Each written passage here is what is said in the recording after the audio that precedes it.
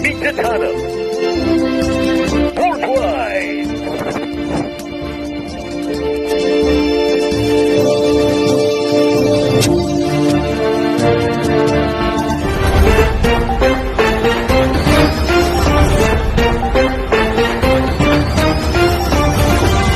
Kinasyon ni PAO Chief Attorney Presida Acosta ang ipinatutupad ng pamahalaan na no vaccine card, no ride policy sa buong Pilipinas ngayong ika-17 ng Enero ng taong ito. Ang panayam kay PAO Chief Attorney Acosta, ang sapilitang pagpapatupad ng policy na ito ay isang unconstitutional at labag sa karapatang pantao ayon sa Section 12 RA 11525. At ayon pa sa PAO Chief, ang mga naturang empleyado ng Department of Health ay may immunity.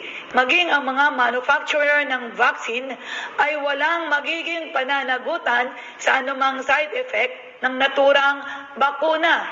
Ako, si Miss Mega Bawa, Reporters TV, your ultimate media channel. Reporters TV, your ultimate media channel.